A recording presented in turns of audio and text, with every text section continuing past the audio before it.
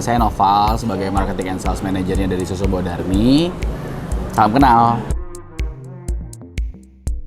Jadi Susu Bodarmi sebenarnya sudah hadir di Bogor di kampus IPB dari tahun 2013. Itu didirikan oleh Bapak Doni Pratama.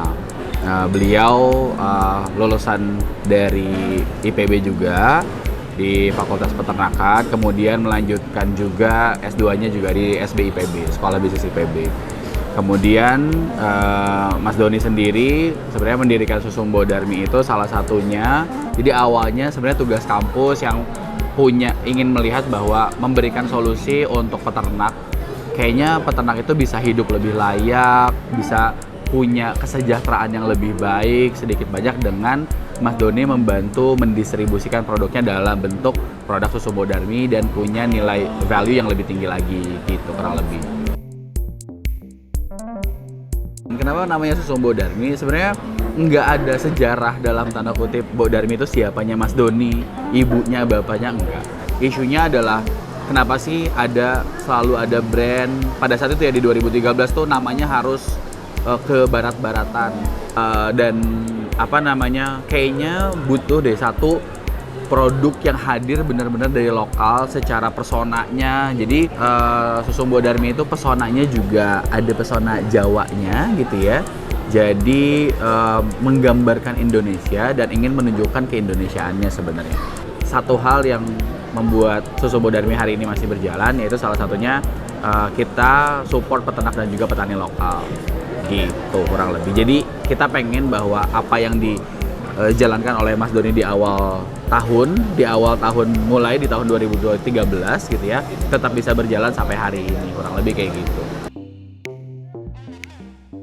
Oke, salah satu itu bentuknya gerobakan gitu ya, gerobakan di kampus IPB itu karena tadi juga tugas kampusnya Mas Doni gitu di tahun 2013 itu juga sesederhana tadi ingin coba punya dampak buat sosial untuk peternak karena Mas Doni juga sebelumnya kuliahnya di Fakultas Peternakan gitu ya. Jadi tahu ada di sekelilingnya kayaknya ada deh yang harus kita selesaikan permasalahan dengan membantu peternak dan mendistribusikan produknya jadi lebih jauh gitu. Jadi sebenarnya bentuknya gerobakan dan di kampus IPB itu outlet pertamanya dan sampai saat ini pun masih ada gitu di sekitaran IPB gitu. Untuk sekarang outlet itu kita sebutnya di Bodarmi sebagai gubuk. Jadi gubuk Simbo itu hari ini sudah menuju 110 cabang, menuju 110 gubuk yang sudah tersebar di Jabodetabek dan juga Bandung. Gitu, dan di tahun ini di Bandung kita open 5 gubuk. Yang tahun berikutnya di tahun 2025 kita punya target untuk buka 50 gubuk di Jabodetabek dan juga di Bandung. Kita melihat banyak permintaan dari warga Jabodetabek dan juga Bandung yang pengen coba juga merasakan produknya Susu Bodarmi, kurang lebih kayak gitu. Tantangan yang kita hadapin sebenarnya di setiap tahun selalu ada ya, apalagi di Susu Bodarmi yang hari ini sudah 11 tahun. Tapi kami bersama tim gitu dengan tim direksi dan juga tim manajemen selalu fokus untuk bisa stay relevan gitu ya. Gimana caranya untuk bisa stay relevan dengan market, dengan kebutuhannya. Salah satunya juga dengan coba merombak outletnya gitu ya, merenovasi outletnya untuk lebih relevan, untuk lebih kekinian dengan hari ini, tapi tanpa meninggalkan kesan-kesan keindonesiaannya. Jadi kalau dilihat di outlet kami tuh masih ada anyaman gitu ya, yang untuk bisa menegaskan nilai-nilai keindonesiaannya, kurang lebih kayak gitu. Dan di outlet yang sekarang sebenarnya kita pengen bisa juga meluaskan lagi tadi dengan membuka 50 outlet cabang berikutnya gitu. Ini tadi saya juga habis teleponan dulu sama tim yang lain. Ternyata menggunakan power pack itu sudah sejak 2013.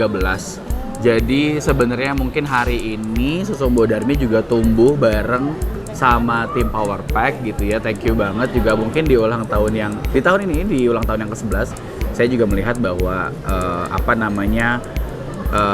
power pack selalu support gitu selama 11 tahun dengan kami dan mungkin ya salah satu jadi bagian yang tahu juga gitu ya story-nya Susu Bodarmi dari gerobakan sampai sekarang punya menuju 110 gubuk yang mudah-mudahan bisa selalu bareng juga sama Powerpack Kita juga selalu di tahun-tahun ini mungkin dari awal kita juga punya value untuk bisa mencari bisnis partner yang coba juga sejalan dan juga satu visi dengan kami gitu. Jadi kita nggak pernah lihatnya sebagai vendor, tapi kita selalu memposisikan sebagai bisnis partner. Jadi kalaupun ada hal-hal masukan dan lain sebagainya, itu juga saat ini di tim Powerpack selalu respon dengan positif dengan after service-nya. Kemudian juga koordinasi yang kita lakukan selama 11 tahun menunjukkan bahwa kita sama-sama punya value yang sama dan juga sebagai bisnis partner saling berkolaborasi untuk bisa memajukan industri ini gitu kurang lebih.